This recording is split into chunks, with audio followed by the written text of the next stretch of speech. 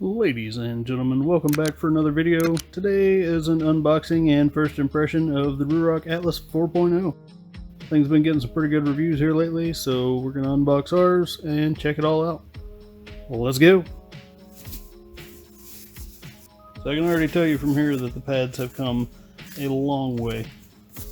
If you watch one of my previous videos, you'll know I did not order the 3.0, I ordered the 2.0, and at the 3.0 launch, I saw what people were getting, and I was not down for that, so I canceled my order. For comparison, this is the 2.0 pad. There is nothing there. Single ply cheap foam. This guy is plush. And the back side of that neck roll is 10 times better. This thing was non-existent, it was hard plastic. Cool. Alright, let's get into it some more. We went for the Atlas 4.0 in the Ghost, plain white. Figure I can sticker this thing up, paint it, do whatever I want, or it can sit on the shelf next to the 2.0 if it sucks.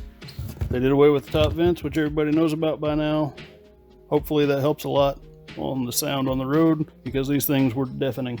We still have the fake side vents, and you still got your exhaust vents under the back, looks like. Now they are an early adopter of the ECE R2206 rating. They also have DOT, which is laughable. Don't worry about that. See how the forehead vents actuate?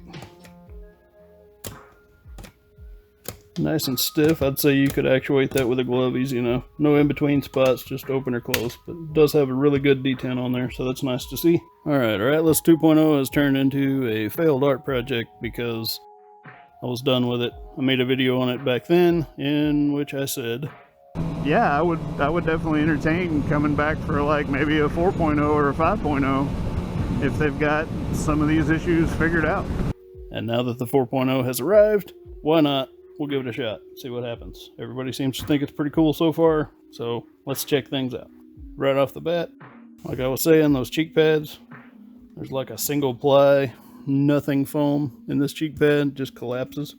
This one you actually have to put some squeeze on it, which is cool. It definitely feels a lot better. That inside liner is considerably more plush than what they have been in the past. Between the cheek pads, the rear neck roll, and even the cap down in there, which we'll pop out and take a look at later, check out some of that rayon technology.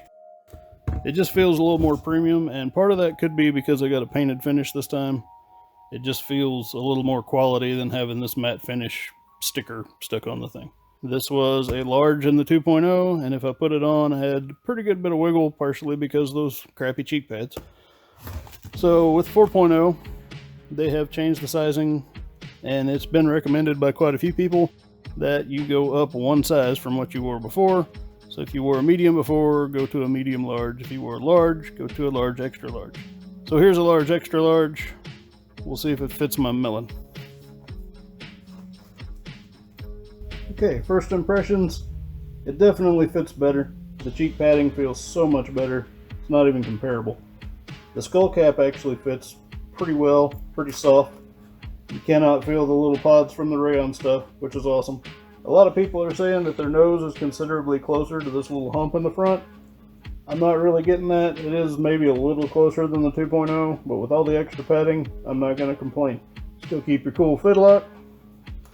From the 2.0, the visor mechanism doesn't use the little pin anymore that can screw up your visor, so that's another plus.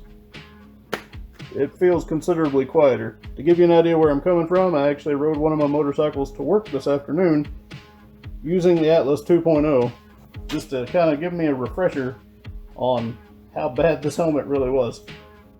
Putting this thing on, I can instantly tell you that it is a ton quieter, so kudos there. I'm going to get this thing off, get the muffs in place, maybe change out the visor, and we've got a head-to-head comparison. The 4.0 to the 2.0. We're also going to compare the 4.0 to a similarly priced Arai Defiant-X. The competition's a little bit weighted against this thing. Let's see how it stacks up. Another pain point of the 2.0 that seems to have been fixed here. You have this hard foam edge, and me personally, that hit the top of my ear all the time when I put this helmet on and made it just that much less comfortable to ride. And in the 4.0, you can see that the padding actually kind of covers that. These muffs go in place where the speakers would normally go if you had a comm system in the helmet. It helps space this padding out just a little bit closer to your ear, which is also going to help the helmet be just a little bit quieter. So let's get those muffs in place and get ready for some tests. And while we've got the pads out to put those muffs in, let's go over some changes real fast. So these cheek pads are considerably more plush than what they have been in the past. You've got your zipper on the back side, and you actually have multi-layer foam in here now. Great improvement over the one-piece sponge thing that was in the 2.0. Going over the skull cap real quick, you can see the little rayon tabs on here. This is the polymer technology where it's flexible, but if it takes a hard impact, it's going to get stiff. You can actually kind of feel that by hand. That's pretty cool. You've got this firm neck roll. You've got a little more padding in here, which is also nice to have. And of course, you've got the rayon logo in there also. Alright guys, it is test time. How this is going to work, I'm going to take each helmet, I'm going to put it on, and I'm going to ride both bikes. So I'm going to start off on Rat Trap. That's going to represent the more upright riding style of a standard cruiser, naked bike, or something like that. Then I'm going to move to the Super Sport GSXR 600, and that's of course going to represent Super Sport body positions. While the clips of the ride testing play in the background, I want to cover a few things here. First, I would like to give a small prop to Ruroc for not hiking up the price on the new iteration of the helmet, which does have the potential to possibly be good. We'll find out here in a minute. In the past, there was some questions on their safety ratings with the in-house testing and all that stuff. This time around, their ECE 2206 rating was done by VIAS in Belgium. So let's get to their review and see what it looks like.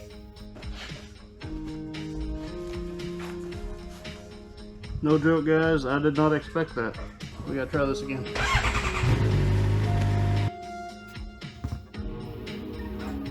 Well, here we are guys. I hold my makeshift scratch pad. It's not what I expected. The Atlas 2.0, not having it. The 4.0, airflow is not bad. It is less than the 2.0, I will say that, but you're also missing 4 vent holes up top. It is surprisingly quiet. Surprisingly quiet. Pads felt good. The chin curtain does have a good seal around the bottom of my jaw anyway. The vents actuate easy enough with gloves on. It actually did pretty well in both riding positions. The Arai Defiant-X. The pads felt good. The airflow is better than the 4.0. Something I did not expect is it is louder than the 4.0. That blew my mind. Enough so that I had to come back and get on the bike and put the 4.0 on again and go for another ride. I've got to give it to the 4.0. They did a phenomenal job on making this thing quiet.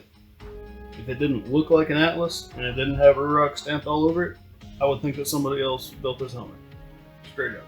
So to go over the test real quick, it's about a 2-mile loop, and I took the ride without earplugs, so the wind noise could straight raw dog my ears for the sake of comparison. I did start with the 2.0, worst case first, right? And it's by far the worst helmet on the table. Out of these two helmets, honestly, if you could find a better deal on one versus the other, it would probably be the better buy. If you're after a quiet helmet without earplugs, I've got to go with the 4.0. Now going forward, which helmet am I going to be riding in? Honestly, I will probably ride in both. Right now, the Defiant-X is my motovlog helmet. Although I may put a motovlogging setup on the 4.0 because I think it would actually be a little bit easier to get good audio because it has less wind noise. Also rated these on construction, just how it feels on your head, how it feels getting on and off. Also did the noise comparison, and I did a rider enjoyment, which is a little bit subjective because everybody's going to have their own opinion. But what I was going off of was kind of a combination. The amount of wind noise, the amount of airflow, your field of view, and just all around comfort on a ride. For starters, our lovely 2.0 gets a 2 in the construction quality because it is, after all, a helmet, and it didn't necessarily fall apart when I was on a ride. Noise on both bikes, this thing gets a 1. It is horrendously loud. Not only the wind noise, but the sound of the motorcycle is not muffled at all, and Rat Trap is not a quiet machine. On rider enjoyment, I did give it a 3 in the upright riding position because the field of view and the extra airflow is kind of nice. I give it a 2 in Super Sport mainly because of the noise and being leaned forward a little bit more. Those upper vents really just cram wind noise into your ears, so it went down a little there. On the 4.0, for construction, it's still new, so kind of subjective here, but I'm giving it a 4 because everything stayed put, everything fit really comfy, really well. We'll see in the long term. I will be doing about a 1-month review after riding with this thing for a while. As far as noise goes, I honestly gave this thing a 4 on both bikes because it was just that quiet. For rider enjoyment, I gave it a 4 in the upright riding position and a 3 in Super Sport. There is a reason for that. When I was on the Super Sport, I did get stuck behind a bus. That didn't help anything, honestly. But even after that, taking off, getting moving again, the airflow wasn't quite enough to really cool the helmet off, so I had a little bit of forehead sweat going on. It did clear up down the road, but it wasn't a very quick cool off. The field of view, awesome on both bikes. On the Defiant-X, construction, I gave it a 4. Been riding with this thing for months now, and it's held up really well. It always fits good on my head. Everything works just like it's supposed to. No hang-ups, no issues. In the upright riding position, it gets a 3 for wind noise. The Super Sport riding position, it also gets a 3. Honestly, I could almost put it at a 2 by comparing it to the 4. As far as rider enjoyment goes, this one on both bikes, I give a 4. The field of view is kind of limited. You can see your front bar in your bottom field of view, and the eyebrow vents are fairly visible.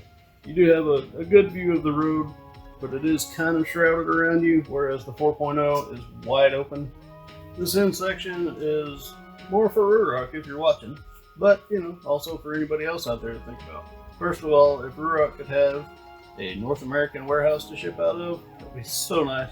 Nobody has to wait on customs and all that good stuff. Shipping was actually on point this time, I'll give you that. There was a lot in stock. Yes, they did get sold out really, really quickly. So unless you were really fast to jump the gun and have that thing in your cart ready to go, you might have missed out on the design you wanted. Luckily, I wanted this plain Jane thing because we're going to spruce it up a little bit. So it was readily available. It wasn't hard to get. I just had to wait on customs to do their thing. And then, of course, the ice storm that hit us delayed me by like 3 or 4 days. As far as any helmet improvements I could come up with, is that at low speed, your forehead vents really don't seem to do a whole lot. I don't know if it's possible that you guys could open up those slots and maintain your ECE 2206 rating. If not, it's kind of a toss-up. I'd rather be a little safer and a little higher. So far, good job on the helmet. Like I said, we'll be back in a month or so to do another review after putting quite a few miles on this thing. Kind of excited to check it out and let you guys know more in the future. And to answer one question that's been around since the beginning of this whole 4.0 thing, is it actually worth the price this time? I would say yes. When it comes down to price, whether you're looking at something like the Defiant-X or you're looking at the Atlas 4.0, I would say the product in the box actually does match the price this time. They've stepped it up quite a bit. It still has some room to improve, but in some ways it's actually a little better right now. Time will tell if my mind changes a little bit, maybe some of that new car smell. Feel free to drop a comment down below your thoughts on it. I know that Ruroc has put a bad taste in a lot of people's mouth, so if you've got something against the company, that's your thing. I'm not going to argue with you about it because the product is alright. The company, they need to work on some stuff. But anyway, we'll catch you guys next time. As always, stay safe, stay sane. Peace.